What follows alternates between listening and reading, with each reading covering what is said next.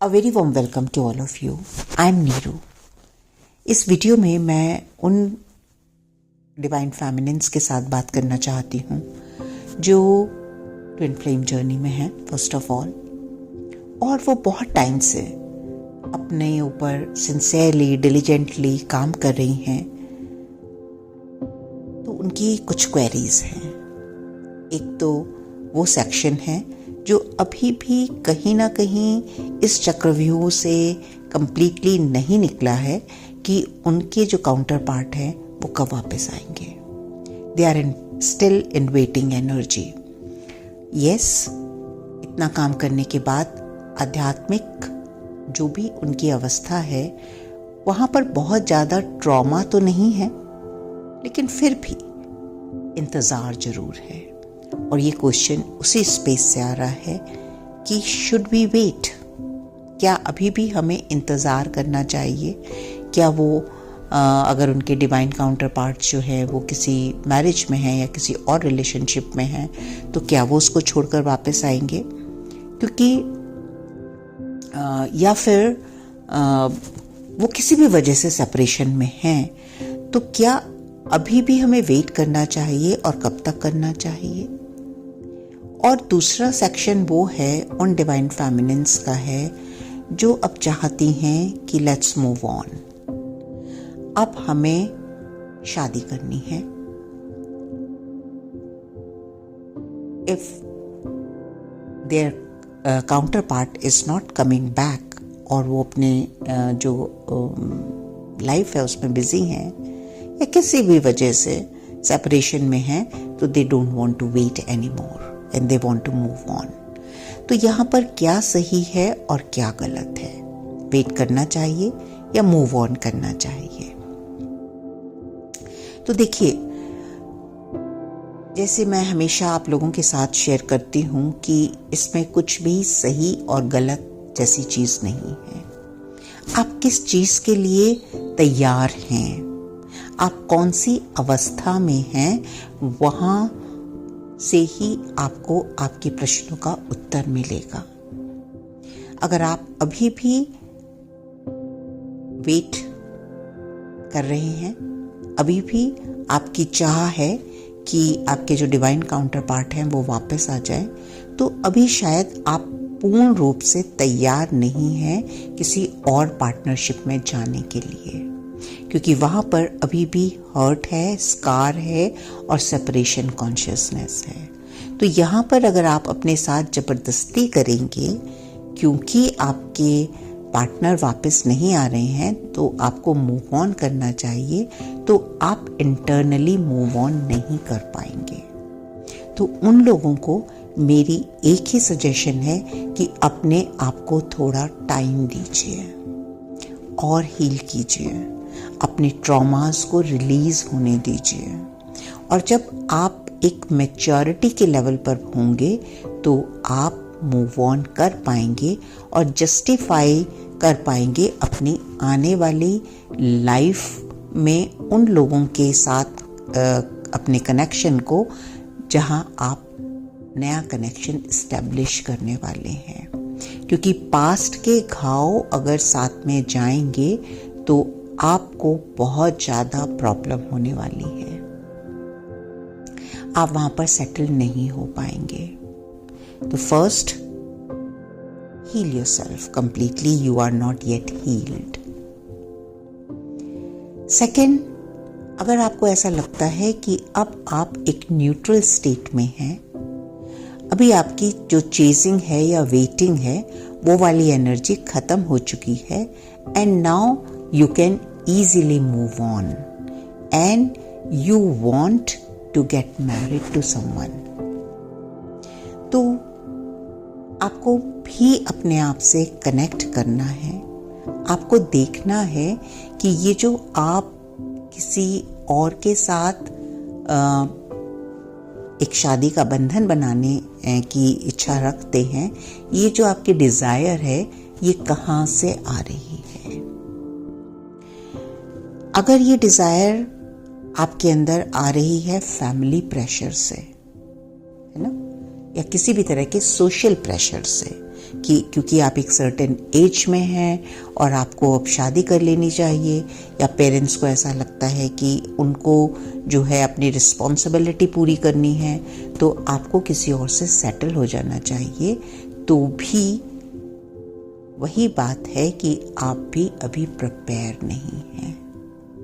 आप भी किसी ना किसी बाहरी दबाव में आकर ये डिसीजन लेना चाहते हैं, even though that hurt of separation is not there inside you, but you are still under some kind of pressure. This is not your deep Dzire.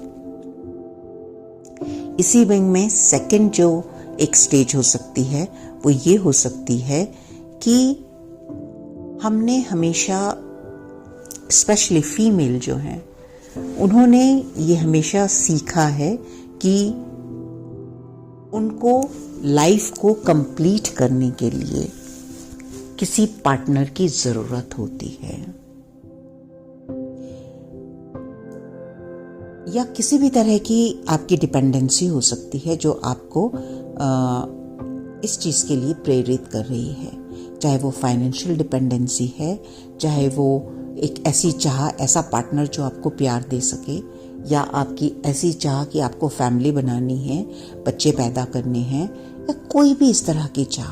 You have to be very very truthful and honest about it कि आपकी ये जो इच्छा है ये कहाँ से आ रही है.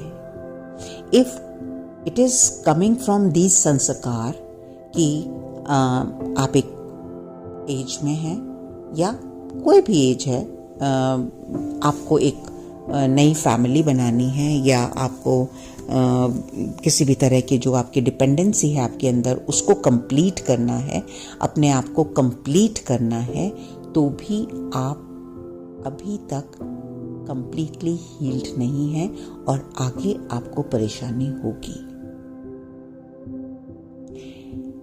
किसी भी डिपेंडेंसी के अंदर, चाहे वो फैमिली प्रेशर है, चाहे वो फैमिली अटैचमेंट है, चाहे वो फाइनेंशियल डिपेंडेंसी है, चाहे वो सोशल डिपेंडेंसी है, चाहे वो आपकी इस तरह की मान्यता है कि शादी is must to do thing, then still I would suggest to connect to yourself and heal your that space, that part of your being. अभी एक छोटी सी मैं आप लोगों के साथ स्टोरी शेयर करना चाहती हूँ, क्योंकि डिवाइन फेमिनिन जो हैं और जिन्होंने ये रास्ता अपनाया है, ट्विन फ्लेम जर्नी को चुना है इस लाइफ में, उनका मकसद ही टोटल एंड कंप्लीट ट्रांसफॉर्मेशन है. इस जर्नी का मतलब है oneness within yourself, with your divinity, with your divine, to feel whole and complete in your own being. ये है इस जर्नी का मतलब, ना कि कोई फिल्मी ड्रामा. तो जो स्टोरी मैं आपके साथ शेयर करने वाली हूँ वो बहुत ही अनफॉर्चुनेट स्टोरी है. मेरे जो क्लीनिंग स्टाफ है at home, one of the female, जिस कपल ऑफ डेज बिफोर जब वो काम पर नहीं आई और मैंने उनको कॉल किया तो पता चला कि उनकी डॉटर ने, जिसने अभी थोड़े टाइम पहले ही शादी की थी अपनी मर्जी से, she committed suicide. तो क्यों ऐसा होता है? And why it struck to me to share this story with you guys. आज भी कुछ ऐसा हुआ कि मैं बाहर थी और actually I just went to salon, और वहाँ पर जो यंग गर्ल्स थी, they were all busy in watching very romantic songs and everything. The video was playing and they were all enjoying and working and all that stuff. And there I realized one thing, कि हम लोगों को शादी के नाम पर जो dreams दिए जाते हैं, जो पिक्चर दिखाई जाती है, जो शादी का मतलब बताया जाता है, वो शादी का रियल मायने नहीं है। और तभी इतनी डिसअपॉइंटमेंट्स होती हैं आफ्टर मैरिज कि जब हमारी वो जो हमने अपने दिलो दिमाग पर हावी किया है, जो पिक्चर बनाई है, वो पूरी नहीं होती, तो जैसे ही हम रियलिटी से रूबरू होते हैं, इंटरैक्ट करते हैं, हमारे सारे सपने जो हैं वो धराशायी हो जाते हैं, वो चकनाचूर हो जाते हैं। हमें कभी नहीं सिखाया गया कि फैमिली में हम ये देखें कि हमारे जो माता पिता हैं या जो पेरेंट हैं उनका क्या स्ट्रगल है, वो किस तरह से अपनी फैमिली को आगे बढ़ाने के लिए क्या क्या उनको करना पड़ता है, किस तरह से वो अपने बच्चों को जो है बड़ा करते हैं, क्या अप्स एंड डाउन्स जो हैं वो फैमिली में होते हैं।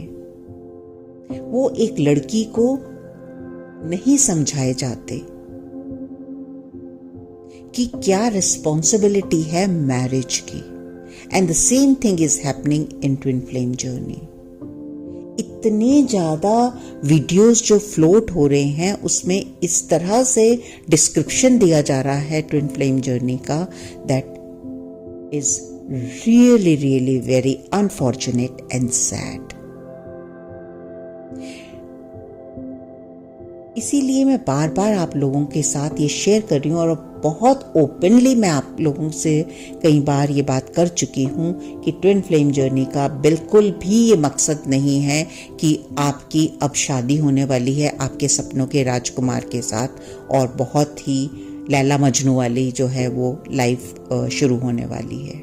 हालांकि लैला मजनू की लाइफ में भी बहुत सारे जो हैं वो प्रॉब्लम्स थी, लेकिन हम प्रॉब्लम्स देखना ही नहीं चाहते, हम रियलिटी को समझना ही नहीं चाहते। तो back to our own this thing, the real meaning of twin flame journey is the journey of complete and total transformation.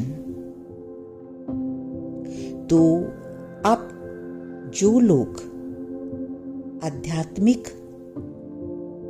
तौर पर इस अवस्था में हैं कि वो काफी हद तक हील हो चुके हैं, उनके ट्रॉमास, उनके संस्कार ट्रांसफॉर्म हो चुके हैं और अब आगे की लाइफ आपने जो भी या जिस तरह भी निभानी है, आपके पास बिल्कुल क्लैरिटी होनी चाहिए।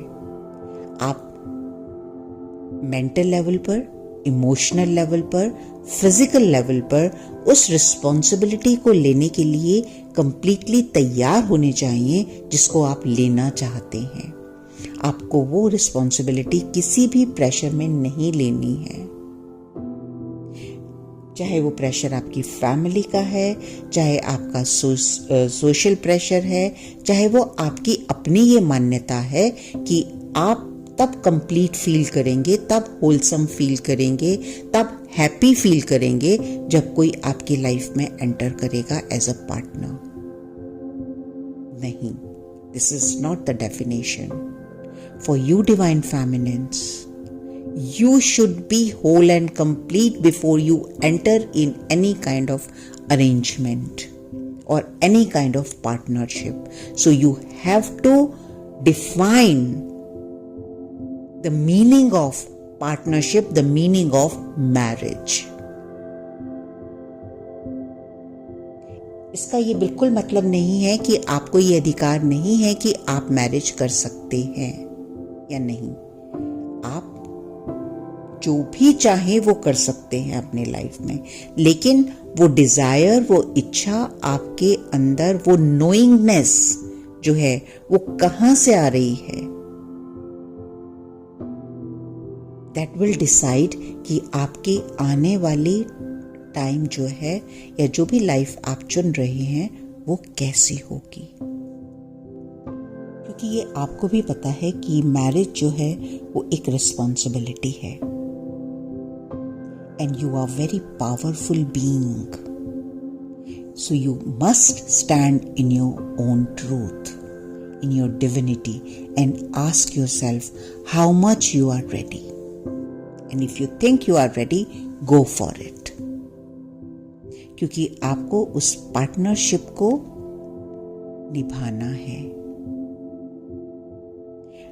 आगे जो आने वाली जनरेशन है जिनको आपने फैसिलिटेट करना है, या साफ लफ्ज़ों में जो आप चाइल्ड बियरिंग की रिस्पॉन्सिबिलिटी है, वो एक बहुत बड़ी रिस्पॉन्सिबिलिटी है, क्योंकि अब हम मदर अर्थ पर एक न्यू एरा में एंटर हो रहे हैं।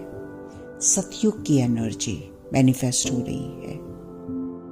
तो आपको एक रोल मॉडल बनना है। एक फैमिली कैसी होनी चाहिए, उसके संस्कार कैसे होने चाहिए, वो सब आपको शोकेस करना है, आपको रिप्रेजेंट करना है।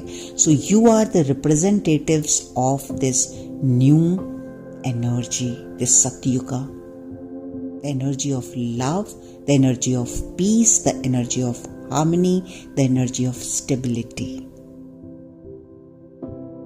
So, my dear friends, please connect with yourself and see how much you are ready to fulfill your responsibility to establish the new energy on this mother earth. And that is real spirituality, that is real inner work. Inner work has nothing to do with how much religious you are. आध्यात्मिक अवस्था का उच्चतम शिखर वो होता है जहां आप emotionally, mentally, physically, spiritually mature हैं, जहां आप डिवाइन पर्सपेक्टिव रखते हैं, जहां आप ट्रूथ में खड़े हो सकते हैं।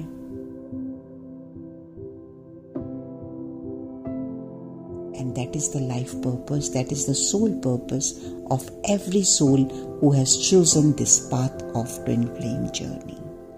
और अब इस वीडियो के एंड में मैं उन डिवाइन फेमिनिन्स के साथ कनेक्ट करना चाहूँगी जो ऑलरेडी मैरिड हैं, या तो ट्विन फ्लेम जर्नी के बारे में उनको अपनी शादी के बाद पता चला है, या किसी भी दबाव में, किसी भी वजह से वो किसी और पार्टनर के साथ मैरिड हैं। तो आपको क्या करना है? अगर आप किसी और पार्टनर के साथ हैं तो आपको वहाँ अपनी पूरी रिस्पॉन्सिबिलिटी निभानी है, अपनी उस मैरिज को 100% देना है।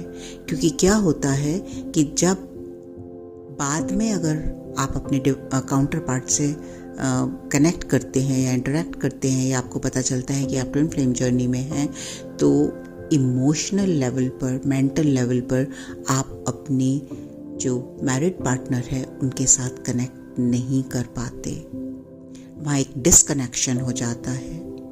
और उस स्थिति में जब आपके उस मैरिज से बच्चे भी हैं, मैं बहुत बार नोटिस कर चुकी हूँ कि वो एक ब्रोकन फैमिली जैसा सिनेरियो क्रिएट हो जाता है। And that's not the characteristic of divine feminine. Regardless what, you have to fulfil your responsibilities. आपको अगर ऐसा लगता है कि आप चीट कर रहे हैं अपने डिवाइन काउंटर पार्ट के साथ, क्योंकि आप किसी और मैरिज में हैं और वहाँ पर आप अपने जो भी आपके कर्तव्य हैं एज अ वाइफ या एज अ हस्बैंड, जो भी उनको निभा रहे हैं, तो ये गलत है। तो ये बिल्कुल भी गलत नहीं है। अगर वो मैरिज आपके लायक, आपका वहाँ पर कार्मिक जो लेन देन है वो ख़त्म हो गया है, तो आपकी मैरिज जो है वो ख़त्म हो जाएगी। इस तरह के सर्कमस्टेंसेस खुद ही बनेंगे कि वो मैरिज ख़त्म हो जाएगी।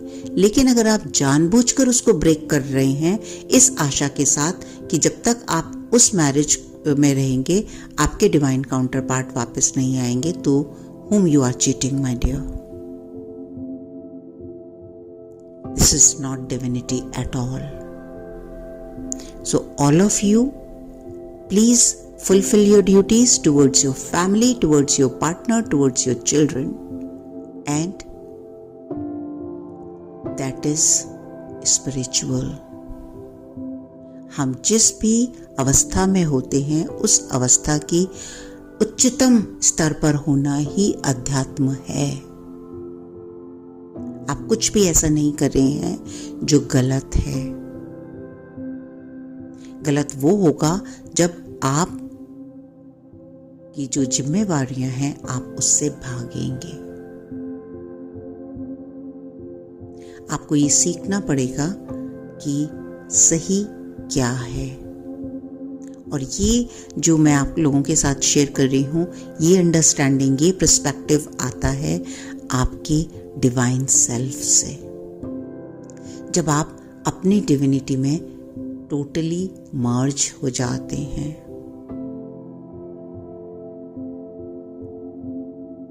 And I think that's all in this videos. I know कि बहुत लोगों को शायद कुछ अटपटा लगे जो मैंने आपके साथ शेयर किया है, but again, my work is to express what is the right way to move ahead, to speak the truth. So understand what is real and what is unreal about twin flame journey.